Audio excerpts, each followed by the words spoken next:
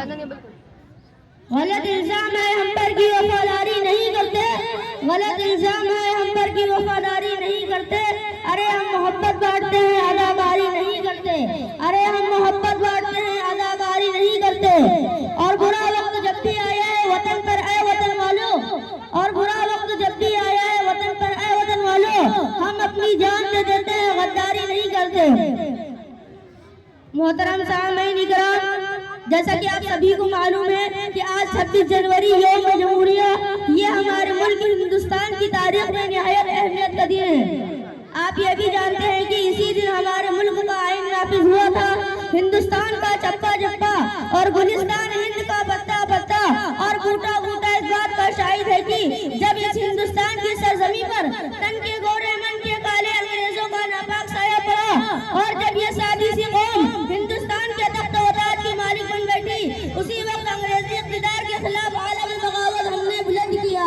राष्ट्रों की गुर्बत वजूरी से बेफिक्र होकर, राहों के खतरात से बेफिक्र होकर हमने इस मुल्क को आजादी दिलाई थी। हमने अपने जिस्मों को लहूलुहान कर दिया। इस मुल्क की आजादी के लिए हमने फांसी के फंदों पर चढ़ना पसंद किया। इस मुल्क की आजादी के लिए बरसरे अदालत नगमाए आजादी सुनाई तो माल्टा की गोलियों को हमें अपना वतन बनाना पड़ा। मेरे मोहतरम दोस्तों, इस तरह की सदियों की गुलामी के बाद ये मुल्क हिंदुस्तान हमारी कुर्बानियों की बदौलत और अंग्रेजी इक़्तिदार से आजाद हुआ।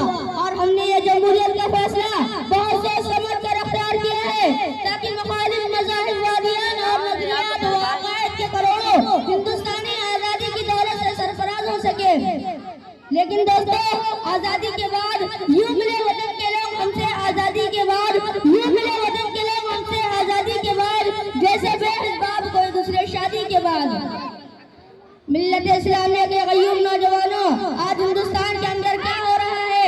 आज़ादी से लेकर आज तक मुसलमानों के साथ किस तरह का रवैया अख्तियार किया जा रहा है, मुसलमानों के साथ कैसे कैसे मंसूबे अख्तियार किए जा रहे हैं। कभी गाय के नाम पर मुसलमानों को कत्ल किया जा रहा है, तो कभी शक और शुबा की बुनियाद पर नौजवानों को मौत की घाट उतार दिया जाता है, तो कहीं हमारी माँ और बहनों की इज्जत से खिलवाड़ किया जा रहा है, तो कहीं हमारे मासूम बच्चों को मौत की घाट उतार दिया जा रहा है, तो कहीं हमारी मसाजिदों पर, तो कहीं हमारी मदारिस पर शक की नजरें डाली जा रही हैं। और हद तो ये हो गई है कि आज हमारी शरीयत में मुदाखलत की नापाक साजिशें की जा रही हैं। मेरे दोस्तों, मैं बताना चाहता हूँ इन फिरका परस्त ताकतों को, इन इत्तेहाद के दुश्मनों को और सेकुलरिज्म के नाम पर इन सियासत की रोटियां सेकने वालों को कि कान खोल कर सुन लो, जब तक इस हिंदुस्तान की सरजमीन पर एक भी कलमा पढ़ने वाला मौजूद रहेगा, खुदा के कसम अपनी शरीयत पर अमल करता रहेगा। कोई माँ का लाल ऐसा पैदा नहीं हुआ जो हमें अपनी शरीयत पर अमल करने से रोक सके। हम कल भी अमल करते हैं, आज भी अमल करते रहे और इंशाअल्लाह मरते दम तक करते रहेंगे। मेरे दोस्तों, कल भी हम अपने इस मुल्क की आजादी के लिए सूली पर चढ़ते थे, आज भी चढ़ सकते हैं। कल भी हम अपने इस मुल्क में तोपों और टैंकों पर चढ़ना पसंद करते थे, आज भी पसंद करते हैं। लेकिन हम अपने दीन, मिल्लत, मजहब व शरीयत पर आज नहीं आने देते।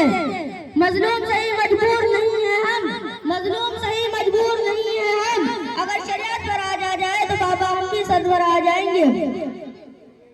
मिल्लत इस्लामिया के गयूम नौजवानों, आज हिंदुस्तान में क्या हालात है और क्या हो रहा है, मैं इसकी एक वजह बताता चलूं कि एक वजह ये भी है कि हिंदुस्तान के अंदर मुसलमानों के खिलाफ जो साजिशें की जा रही हैं, इसकी सबसे बड़ी एक वजह ये भी है कि मुसलमान इस मुल्क से इतनी मोहब्बत क्यों करता है, मुसलमान को आखिर इस मुल्क से इतनी मोहब्बत क्यों है। अरे क्यों ना हम इस मुल्क से मोहब्बत करें, अरे क्यों ना हम इस मुल्क से प्यार करें। हम तो जीते जी भी प्यार करते हैं और इंशाअल्लाह मरते दम तक प्यार करते रहेंगे। और मोहब्बत का सर्टिफिकेट किसी खड़े होकर पेशाब करने वाले से लेने की जरूरत नहीं। हमें मोहब्बत का तरीका अल्लाह के रसूल सल्लल्लाहु अलैहि वसल्लम ने सिखाया है, हमें नाबिलों से सीखने की जरूरत नहीं। मिल्लत इस्लामिया के गयूम नौजवानों, आज हिंदुस्तान के अंदर क्या हो रहा है, हर तरफ साजिशें। आज मैं एक बात साफ तौर पर कहते जा रहा हूँ, ऐसी जो फिरका परस्त ताकतें यकीनन वो आटे में की नमक की तरह है, लेकिन इन वजह से हिंदुस्तान का माहौल खराब हो रहा है, हिंदुस्तान का माहौल बिगड़ रहा है। इसलिए हम तमाम हिंदू, मुस्लिम, सिख, ईसाई भाइयों को चाहते हैं कि हम इकट्ठा होकर इन आस्तीन के सांपों को, इन जहरीले सांपों को कुचल डालें और इस मुल्क की बका की फिक्र करें। मेरे दोस्तों, हमारा मुल्क हिंदुस्तान जमहूरियत का बागबान, इसे कुछ नालायक मुल्क गद्दार हिंदुस्तान को कब्रिस्तान बनाने की कोशिश में लगे हैं। मैं इनको बताना चाहता हूँ कि जब गुलिस्तान को खून की जरूरत पड़ी, सबसे पहले ही गर्दन हमारी कटी। जब गुलिस्तान को खून की जरूरत पड़ी, सबसे पहले ही गर्दन हमारी कटी। अब हम ही से कहते हैं ये अहले चमन, ये चमन है हमारा, तुम्हारा नहीं। मेरे दोस्तों, हिंदुस्तान के जब्बे जब्बे को जब भी हमारी जरूरत पड़ी, हमारे लाल आगे बढ़े, कभी वीर अब्दुल हमीद की शक्ल में, तो कभी खान अब्दुल गफूर की शक्ल में, तो कभी हजरत मौलाना कासिम नानवी रहमतुल्लाह अलैह की शक्ल में, तो कभी जाफर थानवी की शक्ल में, तो कभी टीपू सुल्तान की शक्ल में, तो कभी महमूदुल हसन की शक्ल में, तो कभी मौलाना अबुल कलाम आजाद की शक्ल में, तो कभी भगत सिंह की शक्ल में। ये मुल्क हमारा था, हमारा है, हम इस मुल्क के हिस्सेदार हैं, किराएदार नहीं। मेरे दोस्तों, ये जो फिरका परस्त ताकतें हम पर इल्जाम लगा रही हैं कि हम इस मुल्क से मोहब्बत नहीं करते, हम इस मुल्क में रहने वाले बाशिंदों से मोहब्बत नहीं करते, मैं उनको बताना चाहता हूँ, क्या तुमने कभी तारीख नहीं पढ़ी या तुम तारीख को भूल चुके हो? अरे अगर तुम्हें तारीख नहीं तो आज सुनो मेरी बात को। क्या तुम भूल गए मौलाना अबुल कलाम आजाद के जलसे को, जो उन्होंने 1923 के जलसे से खिताब करते हुए फरमाया था कि अगर कोई भी बड़े से बड़ा शख्स आकर मुझसे ये कहे कि अबुल कलाम कल हिंदुस्तान को आजादी मिल जाएगी, कल हिंदुस्तान को आजाद कर दिया जाएगा, बशर्त यह है कि तुम हिंदू मुस्लिम प्रेम मोहब्बत की बातें करना छोड़ दो। उस वक्त अबुल कलाम ने कहा था, मैं ऐसी आजादी पर लाड मारता हूँ, मुझे ऐसी